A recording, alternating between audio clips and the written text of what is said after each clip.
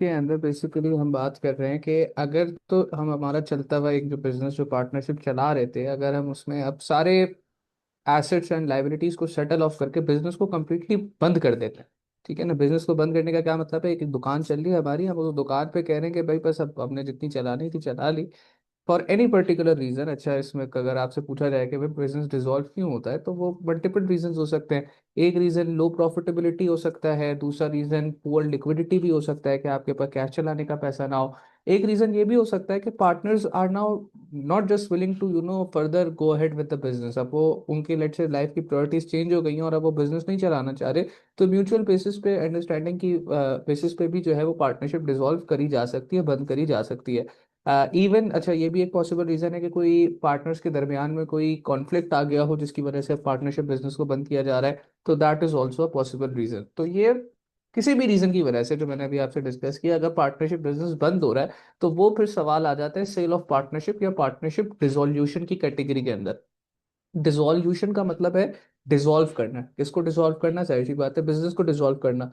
जब आपका बिजनेस बंद हो रहा है तो इसके अंदर जो आपकी सबसे प्रायोरिटी, जो टॉप रिक्वायरमेंट होगी वो क्या होगी कि भाई बुक्स ऑफ अकाउंट्स को क्लोज कर दिया जाए। ये बात आप याद रखें। डिसॉल्यूशन ऑफ बिजनेस का मतलब ये है बिजनेस बंद हो रहा है। बिजनेस बंद हो रहा है तो अब हमने अकाउंटिंग करनी है बिजनेस को बंद करने के लिए कि बिजनेस की बुक्स ऑफ अकाउंट्स को क्लोज कर दिया जाए। बुक्स ऑफ अकाउंट्स को क्लोज करने से ये मतलब है कि जितने भी ऑन गोइंग अकाउंट्स चल रहे थे उन सबको नलीफाई करके जीरो कर दिया जाए। यानी कि बिजनेस का जब एक बिजनेस चल रहा होता है तो हमें पता है कि भाई बिजनेस के अंदर एसेट्स भी होते हैं, लाइबिलिटीज भी होती हैं। पार्टनरशिप अगर चल रही है तो उसमें करंट अकाउंट भी मेंटेन हो रहे होंगे, कैपिटल अकाउंट भी मेंटेन हो रहा होगा, बैंक अकाउंट भी मेंटेन हो रहा होगा, सारी चीजें मेंटेन हो रही होंगी। लेकिन as soon as it has been decided कि भाई अब हमने पार्टनरशिप नहीं चलानी, हमें इन सारे अकाउंट्स को क्या करना पड़ेगा? क्लोज करना पड़ेगा, नलीफाई करके जीरो पे लेके आना पड़ेगा। तो इसके लिए जो सेल ऑफ पार्टनरशिप का जब सवाल आता है तो आपके पास तीन किस्म की रिक्वायरमेंट्स होती हैं। सबसे पहली रिक्वायरमेंट होती है रियलाइजेशन अकाउंट की, जिसको अभी हम बनाना सीखेंगे। एंड रियलाइजेशन का मतलब वही अगेन डिसोल्यूशन होता है कि रियलाइज कर रहे हैं आप चीज़ों को, खत्म कर रहे हैं, वाइंड अप कर रहे हैं। तो वाइंड अप करते वक्त जो अकाउंट बनता है उसको हम रियलाइजेशन अकाउंट कहते हैं। फिर पार्टनर्स के कैपिटल अकाउंट लाजमी सी बात है बनाना पड़ेगा, क्योंकि पार्टनर्स जिन्होंने इन्वेस्टमेंट की थी, बिजनेस चला रहे थे, उनको अब जब आप इवन पार्टनरशिप बंद जब कर रहे हो, क्लोज कर रहे हो, तो या तो उनको पार्टनरशिप से कुछ पैसे मिलेंगे, या आप ये भी पॉसिबिलिटी है कि उनको पार्टनरशिप के बैंक अकाउंट में कुछ पैसे जमा कराने हो। यानी कि फाइनल सेटलमेंट हर पार्टनर की, जब डिसोल्यूशन हो रहा है, पार्टनरशिप बंद हो रही है, तो फाइनल सेटलमेंट हर पार्टनर की जो भी बाकी रहती है वो हमें पार्टनर के कैपिटल अकाउंट के अंदर शो करनी पड़ेगी।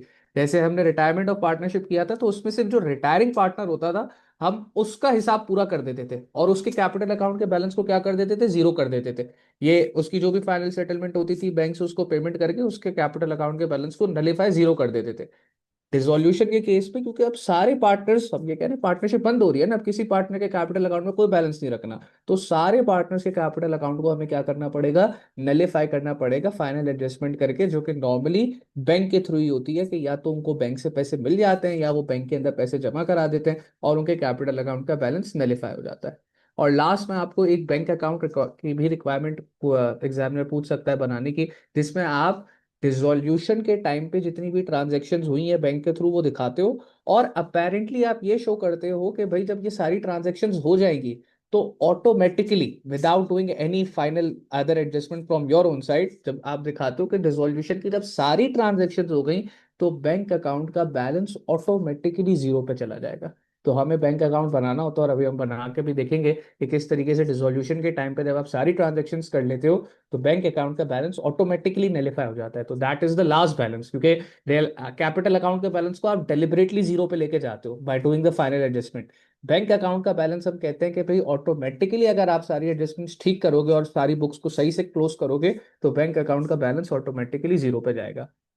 अच्छा, यहाँ पे एक चीज जो मैंने अभी थोड़ी देर पहले बताई भी कि भाई जिस तरीके से हम रिटायरमेंट के टाइम पे एक पार्टनर का कैपिटल अकाउंट क्लोज करते थे, यहाँ पे तमाम पार्टनर्स के कैपिटल अकाउंट को क्लोज कर देंगे। And for the same purpose retirement of partnership के टाइम पे सिर्फ जो रिटायरिंग पार्टनर होता था उसका करंट अकाउंट का बैलेंस कैपिटल अकाउंट में ट्रांसफर होता था।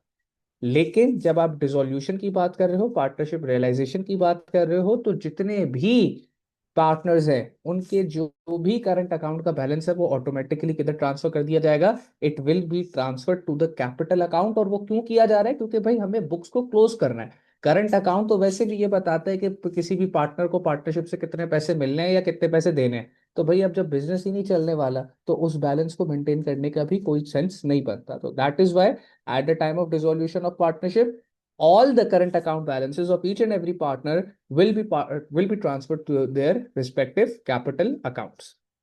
अब जो इस पे सबसे इंपॉर्टेंट रिक्वायरमेंट है वो है रियलाइजेशन अकाउंट की। तो हम देख लेते हैं रियलाइजेशन अकाउंट किस तरीके से बनता है। रियलाइजेशन अकाउंट, इसको आप डिसोल्यूशन अकाउंट भी कहते हो, and it is a temporary account obviously. और इसको रियलाइजेशन अकाउंट बेसिकली हम इसलिए कहते हैं क्योंकि जब भी बिजनेस रियलाइज हो रहा होता है यानी बंद हो रहा होता है, तो आप अपने बिजनेस की क्या कर रहे हो, आप अपने बिजनेस के तमाम एसेट्स बेच रहे हो और तमाम लाइबिलिटीज को क्या कर रहे हो, सेटल ऑफ कर रहे हो। तो जितने भी आप एसेट्स बेचते हो, क्योंकि जब आप रियलाइज कर रहे हो अपने बिजनेस को, कारोबार को बंद कर रहे हो, आप जितने भी एसेट्स बेचोगे या जितनी भी लाइबिलिटीज सेटल करोगे, वो तमाम के तमाम जो सेटलमेंट है that will pass through the realisation account.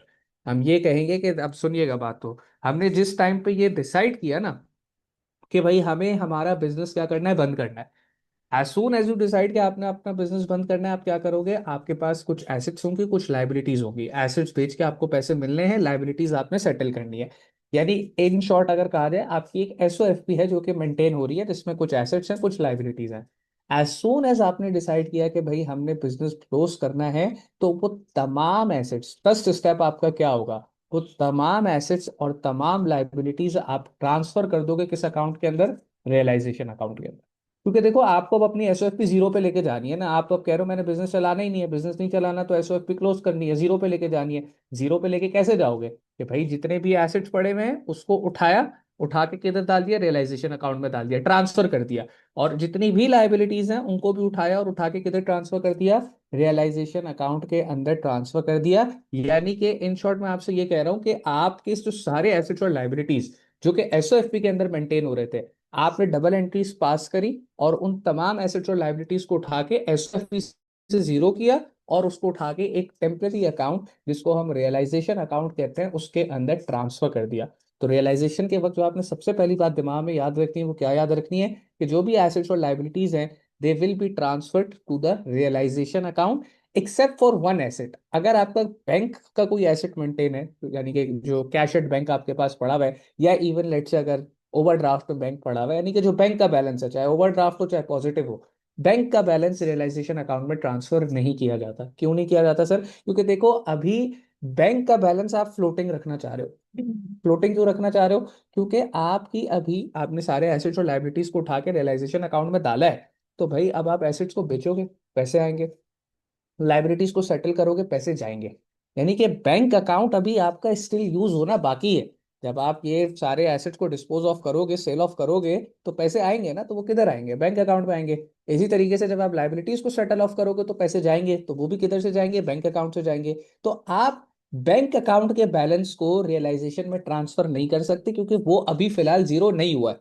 क्यों जीरो नहीं हुआ है? क्योंकि उसका अभी कुछ काम रहता है, कुछ अभी एसेट्स बिकने बाकी हैं जिनको बेच के पैसे आने वाले हैं, कुछ अभी लाइबिलिटीज को सेटल करना बाकी है जिनको बेच के जिनको जब सेटल करेंगे तो पैसे जाएंगे। तो यहाँ पे यही नोट मैंने लिखा हुआ है, every asset except for bank and every liability except for bank overdraft which is basically the same thing, कि बैंक के बैलेंस के अलावा and also non current liability के अलावा everything every other asset and liability will be transfer to the realisation account. अच्छा यहाँ पे sir आपने मैंने नॉन करंट लाइबिलिटी को भी एक्सक्लूड कर दिया है। नॉन करंट लाइबिलिटी को इस वजह से एक्सक्लूड करते हैं क्योंकि उसकी जो सेटलमेंट होती है ना वो डायरेक्टली बैंक अकाउंट के थ्रू होती है। क्योंकि जो लॉन्ग टर्म पे जिस भी अगर लेट से आपने बैंक से कोई उधार लिया हुआ था, तो बैंक वाले तो आपको नहीं छोड़ने वाले ना। अगर आप आज बिजनेस बंद भी करते हो तो बैंक वाले कहेंगे कि तुम आज का कल का बिजनेस बंद करता, आज बंद कर दो, हमारे पैसे लेकिन अभी के अभी सेटल करो। तो वो जो लॉन्ग टर्म लायबिलिटी होगी वो डायरेक्टली बैंक अकाउंट से सेटल करी जाएगी, वो रियलाइजेशन अकाउंट के अंदर ट्रांसफर नहीं होगी। So all the assets and liabilities will be transfer to the realisation account except for bank overdraft. और if the business has any non current liability तो वो भी रियलाइजेशन अकाउंट के अंदर ट्रांसफर नहीं करी जाएगी। Other than that every asset and every liability will be transferred to the realization account at their respective book value. Book value से क्या मुराद है कि जिस वैल्यू के ऊपर वो एसेट आपकी एसओएफपी में मेंटेन हुआ हुआ था, या लाइबिलिटी जिस वैल्यू के ऊपर एसओएफपी में रिकॉर्डेड थी, आपने उसको एसओएफपी से कैंसिल किया, यानी कि उसको एसओएफपी से निकाला और निकाल के किधर डाल दिया, रियलाइजेशन अकाउंट में डाल दिया। अब निकालने से क्या मुराद है सर ये आपका नॉन बॉस? करंट लाइबिलिटी क्यों बैंक में जा रही है, मतलब पहले उसे पे क्यों करना है? सेटल सेटल अलग से कर रहे हैं हम, ये कह रहे हैं कि उसको रियलाइजेशन अकाउंट के थ्रू सेटल नहीं करेंगे, वो अलग से सेपरेटली सेटल हो जाएगी। जिस वक्त हम बिजनेस बंद करने का सोचेंगे उसी वक्त उसको सेटल करना पड़ेगा, और वो बैंक के थ्रू जो भी पैसे होंगे वो तो हमें पे करने ही करने हैं। क्योंकि जो सबसे पहली डिसोल्यूशन के टाइम पे पेमेंट की प्रायोरिटी होती है वो लॉन्ग टर्म डेट होल्डर्स की होती है। स्पेशली जो ये आपके बैंक वगैरह से आपने अगर लोन लिया हुआ होता है तो उनको तो हमने सेपरेटली सेटल ऑफ करना ही करना है। तो दैट इज वाई हम उनको सीधा जो भी इनके पैसा होगा वो बैंक अकाउंट से अपने निकाल के उनको दे देंगे। उनका बैलेंस रियलाइजेशन अकाउंट के अंदर ट्रांसफर करने की जरूरत नहीं पड़ेगी। सर तो नॉन करंट लाइबिलिटी वापस फौरन क्यों करनी है होती है? वापसी फौरन इसलिए करनी होती है क्योंकि अगर आपको याद हो, मैंने जब कंपनी अकाउंट्स पढ़ाया था तो उसमें एक मैंने आपको ऑर्डर पढ़ाया था कि payment priority eight the time of dissolution of business सबसे हाई किसकी होती है, तो सबसे high priority long term debt holders की होती है जो कि सिक्योर्ड होते हैं। तो ये जो आपका बैंक लोन वगैरह का नॉर्मली मामला होता है तो उसमें आप लॉन्ग टर्म लाइबिलिटी लेते हो और उसके बदले में आपने कुछ ना कुछ कोलेट्रल भी रखवाया हुआ होता है। तो उस कोलेट्रल को फ्री कराने के लिए, क्योंकि वो बिजनेस की ही प्रॉपर्टी है, आप सबसे पहले अपने सिक्योर्ड लॉन्ग टर्म लोन को पे करते हो ताकि वो एसेट भी फ्री हो जाए। और जब वो एसेट कोलेट्रल से फ्री हो जाएगा तो आप उसको भी बेच के जो है पैसे खुले करा सको। दैट इज वाई उनकी पहली प्रायोरिटी होती है और उनको हम सेपरेटली अच्छा। सेटल ऑफ कर देते हैं। अच्छा, अब जो ये मैं बात कर रहा था कि भाई एसेट्स और लाइबिलिटीज आप रियलाइजेशन अकाउंट में लेके जाओगे, कैसे लेके जाओगे? भाई एक एसेट अगर एसओएफपी में मेंटेन हो रहा है, उसको खत्म करना है, तो उसको खत्म करने के लिए क्या करेंगे? एसेट बढ़ता है डेबिट पे, कम क्रेडिट पे होता है।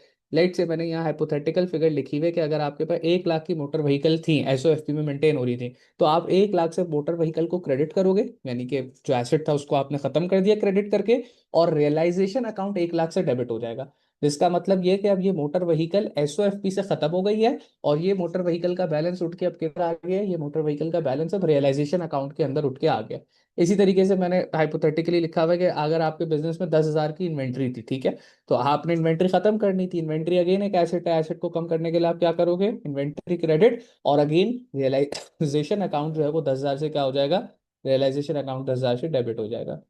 एक मिनट दिएगा सर अजान इसकी है। वजह से एसओएफपी में से निकाल सकते एसओएफपी से ही तो निकालना, यही तो काम कर रहे हैं रियलाइजेशन के वक्त, हम यही तो कह रहे हैं कि तमाम एसेट्स लायबिलिटी एसओएफपी से निकालो और किधर डाल दो? रियलाइजेशन अकाउंट में डाल दो। हैं? अच्छा।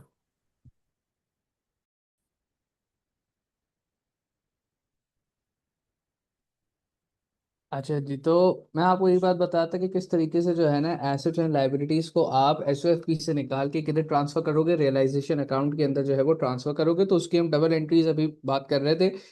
हाइपोथेटिकली मैंने आपको दो एसेट्स, लेट से एक मोटर व्हीकल और एक इन्वेंट्री के लिए दिखाया है कि एक नॉर्मल एसओएफपी के अंदर लेट से अगर 1 लाख की मोटर व्हीकल और 10,000 की इन्वेंट्री पड़ी हुई थी, और हमें उसको वहां से एसओएफपी से निकाल के रियलाइजेशन में डालना था, तो एसेट को कम करने के लिए हम क्या करते हैं? क्रेडिट करते हैं। तो जो भी उनकी बुक वैल्यूज थी जिसके ऊपर वो एसेट एसओएफपी के अंदर रिकॉर्ड हुआ हुआ था या मेंटेन हो रहा था, हमने उतनी अमाउंट से उस एसेट को क्रेडिट किया, और रियलाइजेशन अकाउंट को सेम अमाउंट से क्या कर दिया? रियलाइजेशन अकाउंट को सेम अमाउंट से डेबिट कर दिया।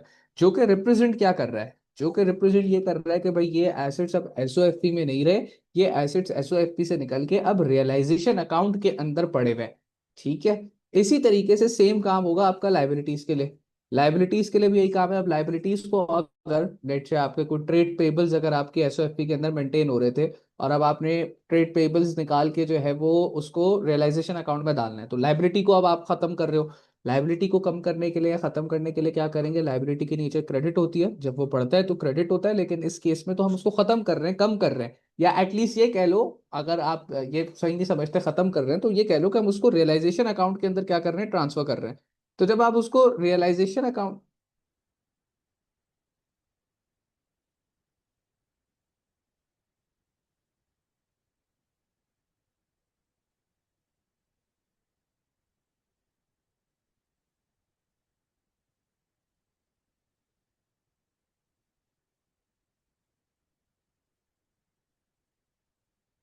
मेरी आवाज आ रही है आशर आपको? हैं। हाँ सर, आपका आईपैड शायद बंद हो गया। स्क्रीन शेयर नहीं हो रही, आवाज आ रही है ना लेकिन? हाँ।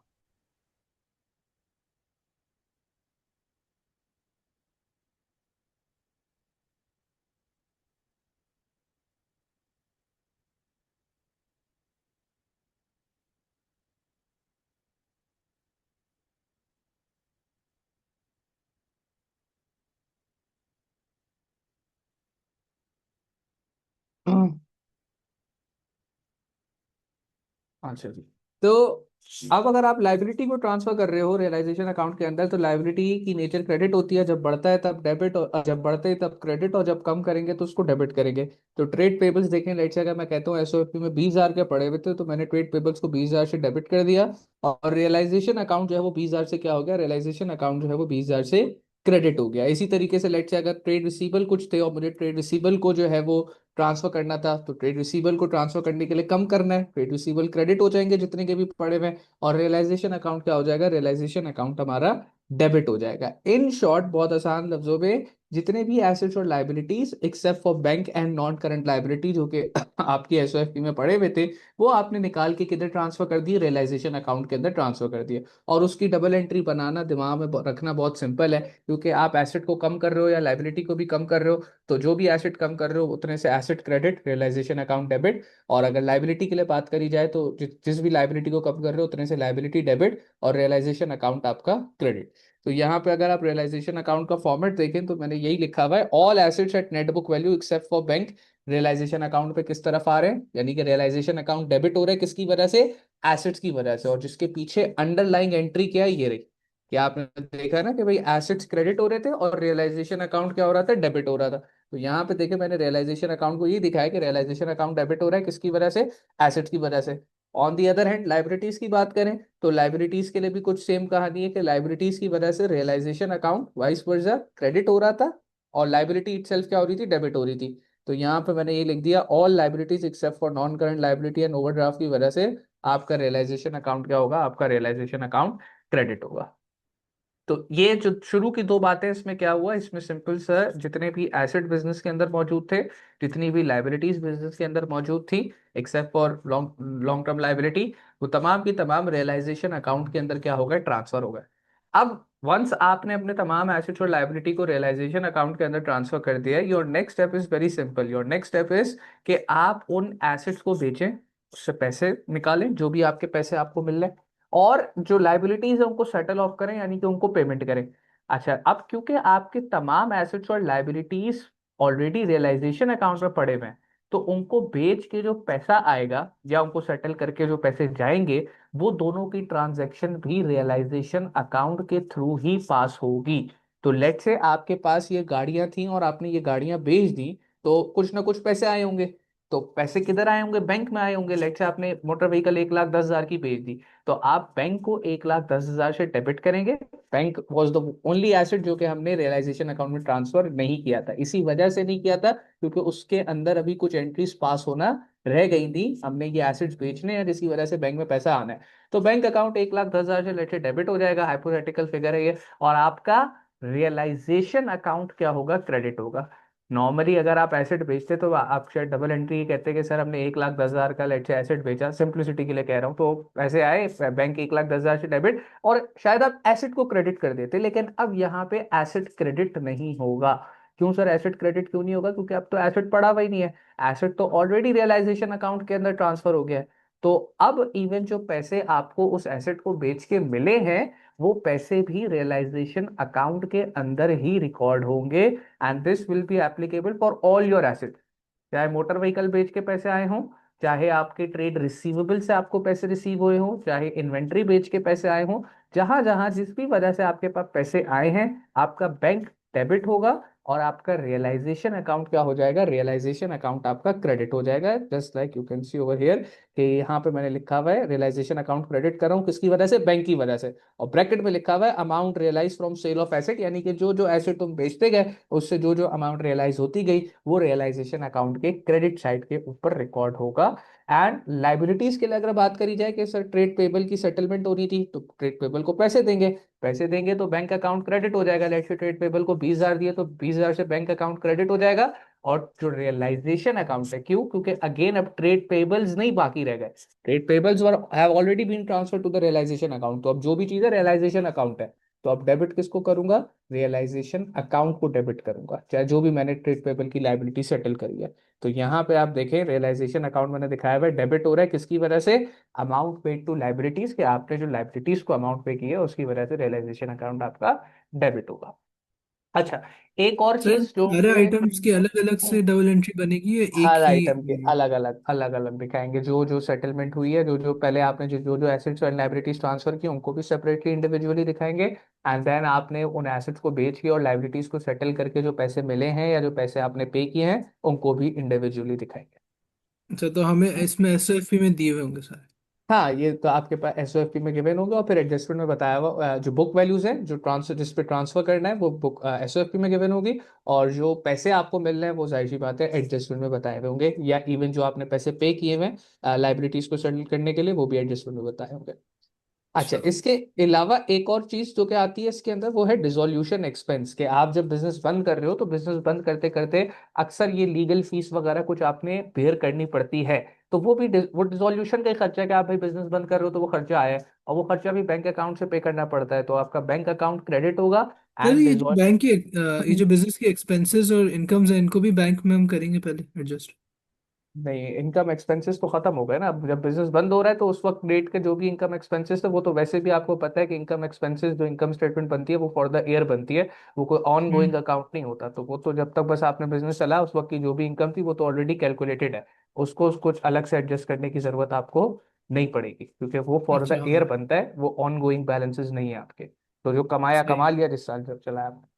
अच्छा, हम्म। अब ये जो डिसोल्यूशन एक्सपेंसेस है, मैं कहता कि भाई आप बिजनेस बंद कर रहे हो तो कोई लीगल फीस आपने इंकर करी है, तो उसकी वजह से बैंक क्रेडिट होगा और रियलाइजेशन अकाउंट अगेन क्या हो जाएगा, डेबिट हो जाएगा, तो जिसको हम डिसोल्यूशन एक्सपेंसेस के नाम से शो करेंगे कि भाई पैसे बैंक से ही कटे हैं, लेकिन क्योंकि अब हम कोई सेपरेट एक्सपेंस मेंटेन नहीं कर रहे ना, जो अभी हमने बात करी, आप पूछा कि सर इनकम एक्सपेंस, तो अब तो हम कोई सर इनकम मेरा मतलब स्टेटमेंट तो बना ही वो नहीं रहे। कुछ अक्रूड होंगी तो वो एडजस्ट होंगी ना इसके थ्रू, लाइबिलिटीज और वो तो क्या फिर वो एसेट? तो एसेट एसेट और लाइबिलिटी में ट्रीट हो जाएगा ना, फिर अगर कुछ अक्रूड है कुछ हाँ। prepaid है तो वो तो एज एसेट लाइबिलिटी में ही जो उसका नॉर्मल ट्रीटमेंट जो जिस तरीके से बाकी सही। रिसीवेबल्स का चल रहा है उसी हिसाब से एडजस्ट हो जाएगा। फिर आपका ये डिसोल्यूशन एक्सपेंसेस जो आप पे करोगे तो उसकी वजह से बैंक क्रेडिट, डिसोल्यूशन एक्सपेंसेस आपके डेबिट हो जाएंगे। At the time of dissolution major चीज क्या हो थी, सबसे पहली चीज ये थी एसेट्स लाइबिलिटीज ट्रांसफर होगा रियलाइजेशन में, फिर आपने उन एसेट्स लाइबिलिटीज को बेच दिया या सेटल कर दिया, उसकी वजह से बैंक के थ्रू जो ट्रांजेक्शन होनी थी वो हो गई। डिसोल्यूशन के टाइम पे अगर कोई डिसोल्यूशन का लीगल खर्चा वगैरह था वो हो गया। उसके बाद जो डिसोल्यूशन के टाइम पे एक और चीज हो सकती है वो ये हो जाती है कि भाई eight the time of dissolution, जो कि इवन रिटायरमेंट ऑफ पार्टनर के टाइम पे भी होता था, कि कोई पार्टनर हो सकता है ये कहे कि भाई ये फला नॉन करंट एसेट जो है इसको आप बेचो नहीं, ये मैं अपने पास रख रहा हूँ। ठीक है ना, इवन रिटायरमेंट ऑफ पार्टनर के टाइम पे भी जो रिटायरिंग पार्टनर है वो कह सकता है ना कि भाई ये मुझे मोटर व्हीकल बहुत पसंद है, तो मैं पार्टनरशिप छोड़ के जा रहा हूँ लेकिन ये मोटर व्हीकल मैं साथ लेके जाऊंगा। तो उसका क्या ट्रीटमेंट होता था, बहुत सिंपल है, हम कहते थे ठीक है बिस्मिल्लाह आप लेके जाएं, लेकिन एक एग्रीड वैल्यूएशन है, और उस एग्रीड वैल्यूएशन के ऊपर आप ये नॉन करंट एसेट या ये एसेट अपने पास रख लें, जितनी उसकी एग्रीड वैल्यूएशन होगी उतनी अमाउंट से आपका कैपिटल अकाउंट डेबिट कर दिया जाएगा।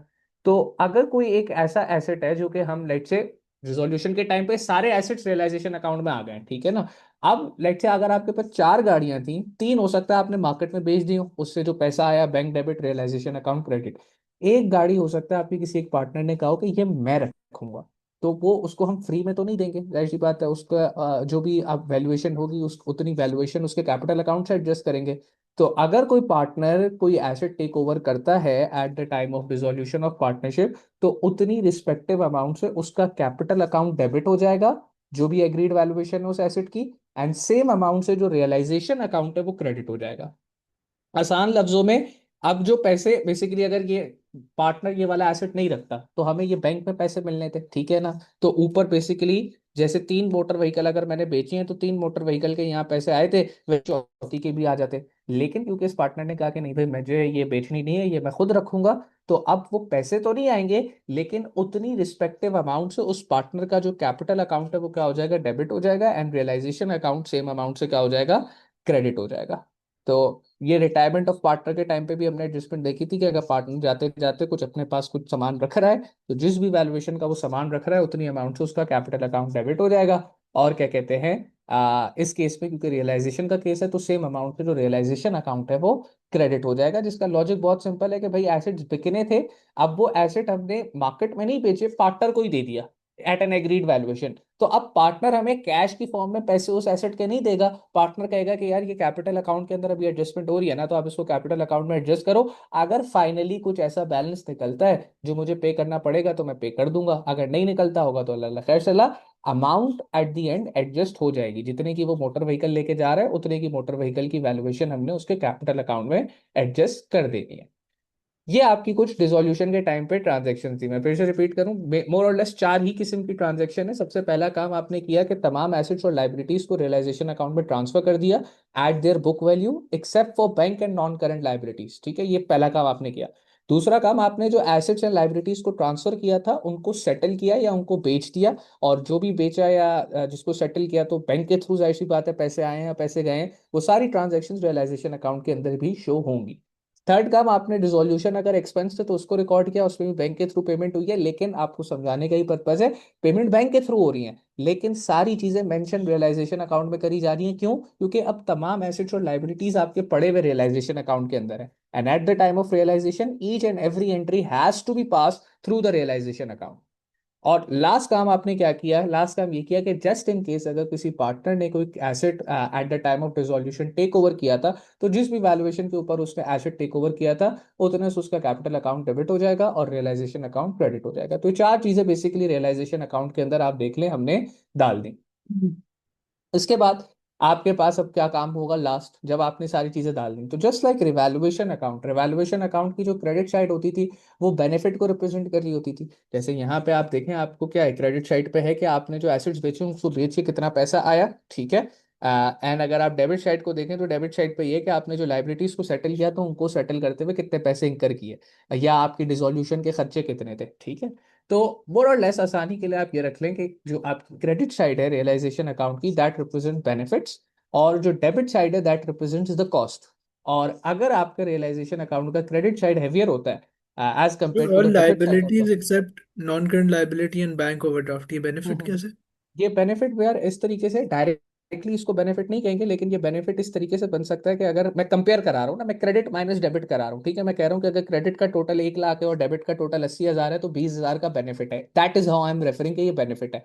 अब वो जो 20,000 का डिफरेंस है उसमें एक रीजन हो सकता है ये हो कि मेरे ट्रेड पेबल की जो बुक वैल्यू जो एसओएफपी में वो 10,000 हो, और सेटलमेंट करते वक्त जो मैंने यहाँ पे उसको पे किया हो वो 9,000 पे किया हो।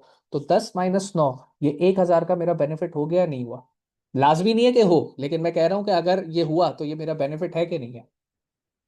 10,000 की पेमेंट करनी हाँ, थी मैंने। लेकिन 9,000 क्यों होगा? ये 9,000 तो नहीं नहीं, होगा। हो सकता है, हो सकता है, क्यों नहीं हो सकता भाई? आपका क्या कहते हैं, ट्रेड पेबल को आपने 10,000 देने थे, अब आप कहते हो उनके पास जाते हो कि यार हमारा तो बिजनेस बंद हो रहा है, हम आपको यार 10,000 तो नहीं दे सकते, प्लीज हमें थोड़ा सा डिस्काउंट दो, आप हमसे 9,000 ले लो। तो क्या पता वो एग्री कर जाए, और अगर वो एग्री कर रहा है तो ये आपका बेनिफिट है। इसी तरीके से वाइस वर्जा भी होता है, लाजमी नहीं है कि ये हमेशा आपके बेनिफिट ज्यादा रहे कॉस्ट कम हो, वाइस वर्जा भी होता है। लेट्स से आपके ट्रेड रिसीबल थे 50,000 के, आपने ट्रेड रिसीबल यहाँ पे लिखे हुए थे 50,000 के, ठीक है, और जब आप उनको उससे पैसे लेने गए ये बता के कि यार अब हमारा बिजनेस बंद हो रहा है, हमें हमारे पैसे दो, तो आपको पता चला कि 2 4 लोग तो आपका पैसा अब देने के लिए राजी नहीं है, वो कह रहे हैं यार कुछ भी कर लो हम तो पैसे नहीं देंगे। तो वो एट द टाइम अब आपको फाइनल जो ट्रेड रिसीवर से पैसे रिसीव हुए, लेट से सिर्फ 40,000 रिसीव हुए, तो 50,000 रिसीव हो रहे हैं तो उसकी जगह 40,000 रिसीव हो, यानी कि आपकी जो डेबिट साइड है वो हैवियर हो गई, क्रेडिट कम हो गई, तो ये आपको 10,000 का नुकसान पड़ गया।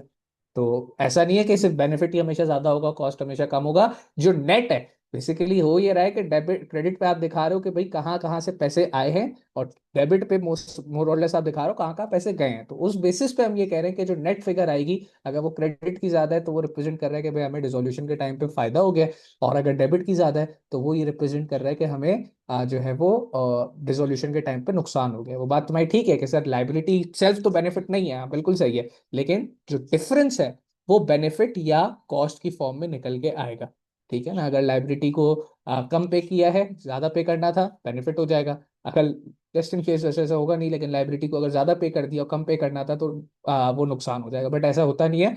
हाँ, वो हो सकता है जो मैंने बताया कि ट्रेड रिसीवर से ज्यादा पैसे आने और आय कम है, तो वो नुकसान हो जाएगा। तो दैट इज वाई कि जो कंपैरिजन है ना, जब आप क्रेडिट माइनस डेबिट कराओगे तो वो जो टोटल का जो डिफरेंस है वो आपका बेसिकली बेनिफिट या क्या कहते हैं कॉस्ट को रिप्रेजेंट कर रहा होगा। तो अगर आपका क्रेडिट साइड हैवियर होगा तो it will be a profit on realisation, अगर आपका डेबिट साइड होगा हैवियर तो that would be a loss on realisation. और चाहे प्रॉफिट ऑन रियलाइजेशन हो चाहे लॉस ऑन रियलाइजेशन हो, it will be transferred to the partners capital account in their respective profit and loss sharing ratio. And since it was a temporary account, तो आपको पता है कि ये अकाउंट भी हमें बैलेंस ऑफ करना है। तो अगर क्रेडिट साइड हैवियर होगी डेबिट साइड के मुकाबले में, तो profit on realisation will come on the opposite side. और again just like revaluation account, ये जो प्रॉफिट ऑन रियलाइजेशन है ये पार्टनर्स के कैपिटल अकाउंट में जाएगा, ठीक है ना। या इवन अगर आपका लॉस ऑन रियलाइजेशन होगा तो वो भी पार्टनर्स के कैपिटल अकाउंट के अंदर in their respective PNL ratio transfer कर दिया जाएगा। अपेरेंटली रियलाइजेशन अकाउंट पे कोई बीडीसीडी नहीं बचेगा, क्योंकि जो भी आपका लॉस आया प्रॉफिट आया वॉट एवर, वो पार्टनर्स के कैपिटल अकाउंट में क्या कर दिया गया है, ट्रांसफर कर दिया गया है। तो that sir is how. Capital account को नलिफाई नहीं करना होता?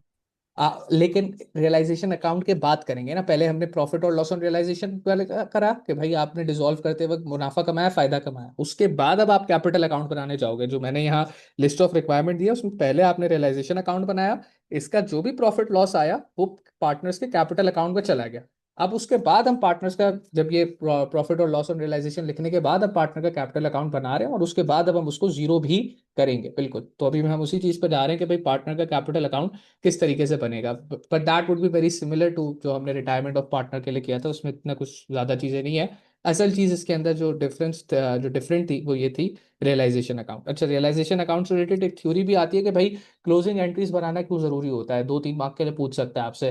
तो भाई क्लोजिंग एंट्रीज करना इसलिए जरूरी होता है ताकि आप पेबल्स और रिसीवेबल को सेटल कर सको, हर पार्टनर को अपना ड्यू शेयर मिल जाए। और इवन टैक्स अथॉरिटीज की तरफ से भी ये लाजमी होता है कि अगर एक बिजनेस बंद हो रहा है तो वो अपनी बुक्स को क्लोज करे। वो ऐसे ही नहीं कि बस जबानी कलामी बेसिस पे बंद हो गया है। वो अपनी बुक्स को प्रॉपरली क्लोज करे और प्रॉपरली उसको सबमिट कराए टू इंश्योर कि भाई सबको पता हो कि सबके जो भी पैसे थे, सबका जो भी उस कारोबार के साथ उस बिजनेस के साथ लेन देन था, वो सारा का सारा नलीफाई हो गया, यानी कि सेटल हो चुका है।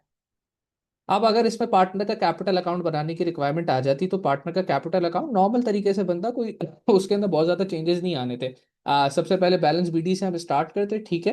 अच्छा, अब ये जो गुडविल वगैरह वाली सारी कहानी थी ये पार्टनरशिप चेंज के टाइम पे थी। डिसोल्यूशन के टाइम पे no one cares about revaluation, no one cares about goodwill, ठीक है ना। तो मैंने आपको पहले ही बता दिया था गुडविल और रिवैल्यूएशन ये पार्टनरशिप चेंज की कहानी है।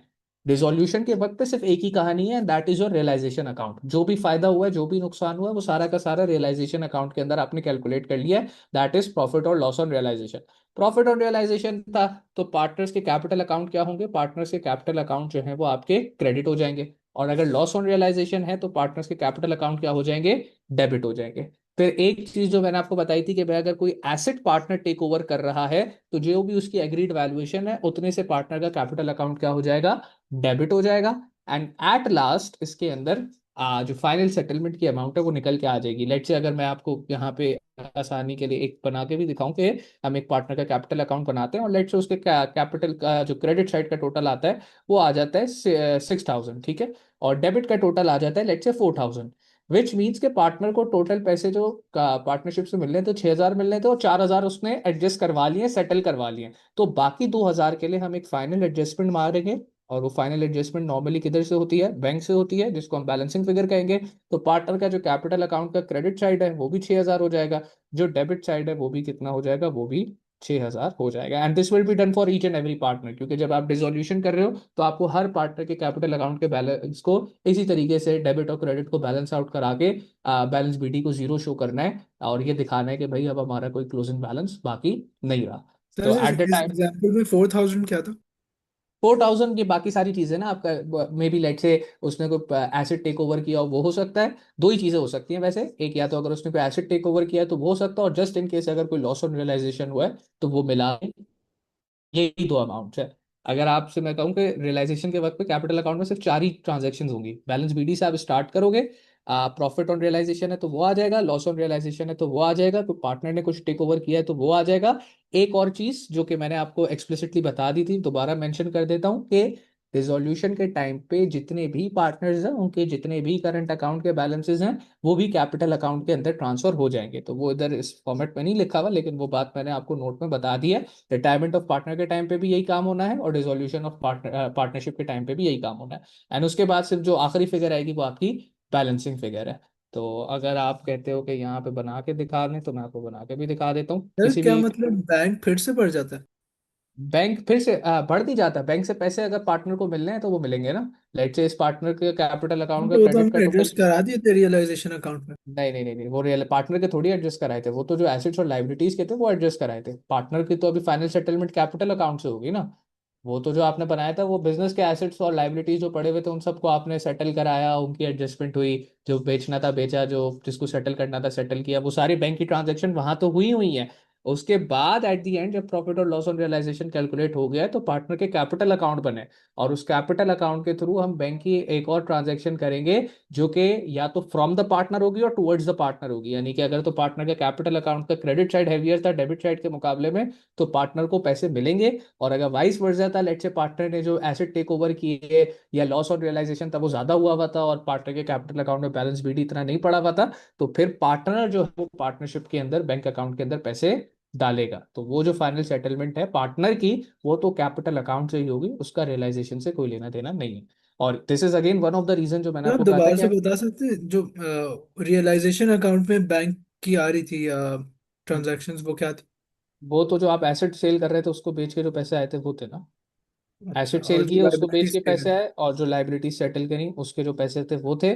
डिसोल्यूशन एक्सपेंसेस भी थे कि अगर कोई डिसोल्यूशन के टाइम पे एक्सपेंस हुआ तो वो है। तो ये मेजरली ये तीन चीजें थी बैंक की।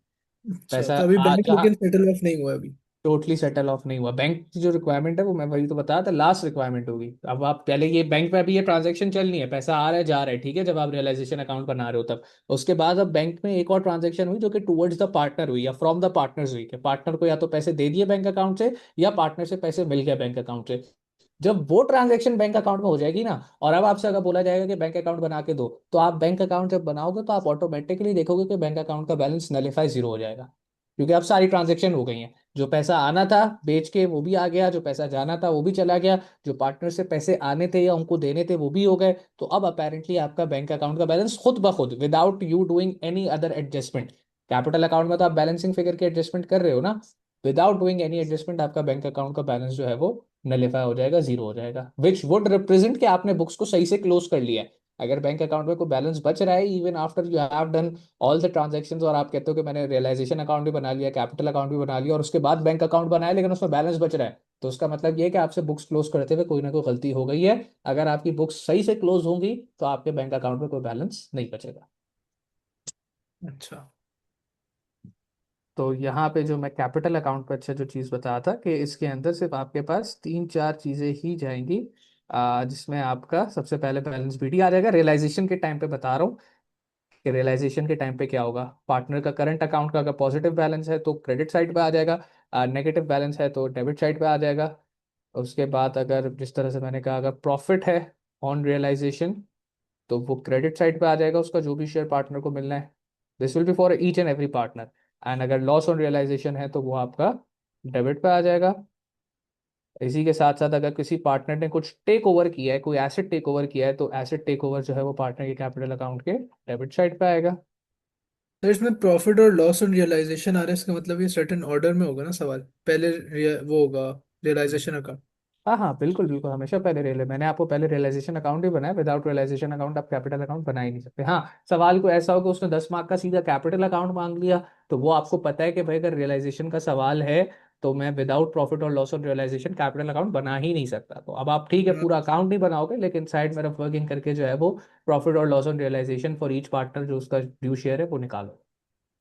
एंड अच्छा। अपेरेंटली जो है वो यहाँ पे जो लास्ट फिगर जो कैपिटल अकाउंट में आएगी वो बैलेंसिंग फिगर आएगी, जो कि नॉर्मली बैंक की होती है। तो बैंक की बैलेंसिंग फिगर लाजमी नहीं है कि ये हमेशा डेबिट पे क्रेडिट पे ही आए, ये डेबिट पे भी आ सकती है। और अगर ये डेबिट पे आएगी तो ये रिप्रेजेंट कर रही है कि पार्टनर ने डिसॉल्यूशन के टाइम पे पैसे पार्टनरशिप के अंदर डालें। चीज अनयूजुअल लेकिन ऐसा हो सकता है। और ऐसा कब होगा, जब या तो लॉस ऑफ रियलाइजेशन बहुत ज्यादा हो जाएगी या जो पार्टनर ने एसेट टेक ओवर किया है वो बहुत ज्यादा हो, तो उस केस में फिर पार्टनर को पार्टनरशिप में पैसे डिसॉल्यूशन के टाइम पे डालने भी पड़ सकते हैं। अपेरेंटली जब आप ये सारी चीजें कर लोगे तो आपके जो कैपिटल अकाउंट का बैलेंस है वो बैलेंस ऑफ हो जाएगा, debit would equal to credit. This is capital account का फॉर्मेट। वो भी कैपिटल अकाउंट का फॉर्मेट है लेकिन उसके अंदर कुछ चीजें एक्स्ट्रा हैं जो कि पार्टनरशिप चेन से रिलेटेड है। ये वो चीजें हैं जो कि डिसोल्यूशन के टाइम पे जब आपसे पार्टनर कैपिटल अकाउंट बनाने का बोला जाएगा तो सिर्फ ये वाली चीजें आएंगी, इसके अलावा और कोई चीज नहीं आएगी। वो गुडविल रिवैल्यूएशन वो सारे किसी चीज का रियलाइजेशन ऑफ पार्टनरशिप के टाइम पे कोई काम नहीं है। तो मैं इसको मेंशन कर देता हूँ कैपिटल अकाउंट, और आगे लिख देता हूँ एट टाइम ऑफ रियलाइजेशन, कि अगर आप रियलाइजेशन का काम कर रहे हो और आपको कैपिटल अकाउंट बनाने का बोला गया है तो ये कुछ चीजें हैं जो आपसे पूछी जा सकती है, मतलब जो आपके कैपिटल अकाउंट के अंदर नॉर्मली आ रही होंगी। एंड इसके ये बाद बैंक अपेरेंटली बैलेंसिंग फिगर समझाएंगे ये कैसा है? वो यही ना, अभी ये ऊपर बताया ना मैंने, अगर 6,000 का टोटल बन रहा था क्रेडिट पे और 4,000 का अच्छा, ये डेबिट पे बन रहा बैलेंसिंग था, फिगर है। बैंक पे जो हाँ है वो बैलेंसिंग पे करे कि अब ये पैसे पार्टनर को पार्टनरशिप से मिलेंगे। तो sir, that is asset taking over की जगह वो ड्राइंग्स नहीं लिख सकते? नहीं, एसेट टेक ओवर की जगह ड्राइंग्स नहीं लिख सकते, अच्छा, ये बट नॉन अगर करेंट एसेट्स है। ना, सही है। नॉन करंट एसेट है, नॉर्मली नॉन करंट एसेट ही होता है। तो नॉन करेंट एसेट की ड्राइंग्स नहीं होती थी ना? नहीं, होती हैं, ऐसी बात नहीं है नहीं होती, मैं ये नहीं कह रहा कि तुम गलत कह रहे हो, बात सही है, लेकिन नॉर्मली हम इसको लिखते हैं एसेट टेकन ओवर है। अगर तुम ड्राइंग कह भी देते हो तो गलत नहीं होगा, क्योंकि अपेरेंटली है तो ड्राइंग ही ना, वो बिजनेस से पैसे निकाल रहा है, तो इट्स मोर और लेस द हाँ, सेम थिंग। बस उसको कहते ड्राइंग नहीं है, लेकिन अगर कह भी दे तो गलत नहीं होगा। सही। सही है, तो that is how you will make a realisation account. इसका सवाल हम जो है